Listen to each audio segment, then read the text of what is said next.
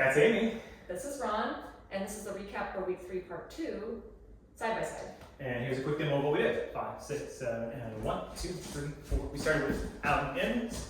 5, 6, out and in, and then we did collegiate kicks. 1, 2, 3, 4, 5, 6, 7, and you can add the hand for a decoration when you come to the inside. 1, 2, 3, 4, 5, 6, 7, and 1, 2. You can also use that hand to create a pattern. 2, 3, 4, 5, 6. 1, 2, 3, 4, 5, 6. Cool. So what we started with was going over connection within the side by side. And so the lead you'll all just offer out your arm and connect on the follow's back corner of the rib cage here, and you will connect up with your back here.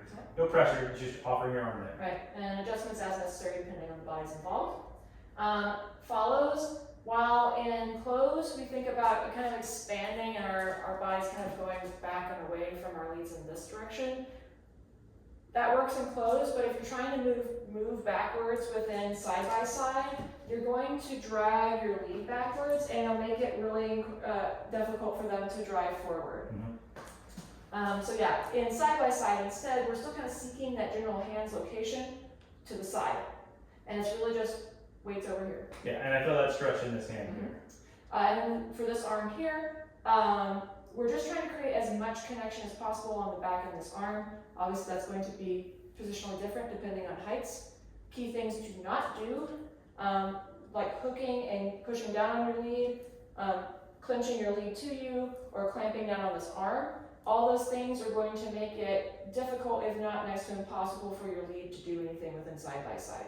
And similarly for the leads, you want to make sure that you're not clamping in, and which would be hard for both of you to do much of anything. And you also want to make sure you're not lifting up, which makes it difficult for followers to feel and communicate with their own body. So just make sure you're letting them fill in your arm. Cool. So we showed out and ins. Again, these are also known as diamond kicks. Looks like this: 5, 6, 7, and 1, 2, 3, 4, 5, 6, out and in. 5, 6, out and you think about swinging through your inside hip, then your outside hip, quick in between. 6 of out, in, quick, swing through, quick.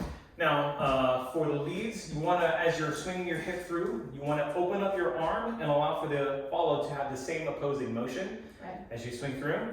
And follows, just reminding you, keep this non-clampy, allow that shoulder to relax and open up. You'll feel, for both of us, a little bit of stretch here. And then when you step through, you swing the other hip through and you close up the arm. And then you do quick, out, in, quick, swing through, quick. You're creating kind of an infinity sign with your hips. Very, very smooth and connected motion. One more time: 5, 6, 7, and 1, 2, 3, 4, 6, out and in, 5, 6, out and in. One important thing to note is that this is not away and in. You're not trying to get a distance away from your partner. In fact, our hips are actually pretty connected. 5, 6, 7, and 1, 2, 3, 4, 5. You have out, in, quick, out, and in, quick. And then we moved on to collegiate kicks. It looks like this: 5, 6, 7, and 1, 2, 3, 4, 5, 6. 1, 2, 4, 5, 6, 7, and 1, 2, 3, 4, 5, 6, 7, 8. Yeah. And when we did those, we first started off kind of doing solo movement because it's a new kind of footwork. So to start off, lead or follow your outside foot, right? So we're going to start with a step and commit, and also a pike. And that's to make sure that your weight is firmly over this foot, because you're going to be on it the next few counts. And it's going to happen all together. So step, commit, and pike. Yes. From there, you'll have your release, your pump, and another release. So all together, it kind of looks like this: step, release, pump, release, step, release, pump, release, step, release, pump, release. And then 2 key things I want to bring up about this footwork that will help. So we're here on this step, and we're going to release this foot. It's not a kick. I try to think of it as whatever line is being created by my upper leg here, I'm just going to let that lower leg drop until it continues that line. Then for the pump, main thing to think about is trying to kind of make this upper leg parallel more or less with the floor, or a little higher if you like. And then for the second release, I'm just going to kind of let that drop. And I kind of think about it as dropping or driving it with my heel, as though I were pushing down or pumping a pedal. Cool. And for the lead of this, it's similar to out and ins, except for instead of being flowy and very rounded, you're going to think of it as creating endpoints for the anchor on each foot. So when you step in pike, you open up similar to the out and in, but you're just going to hold it here for the entire release, pump, release, and then bring it in similar to out and ins, but hold that point until you go back to out.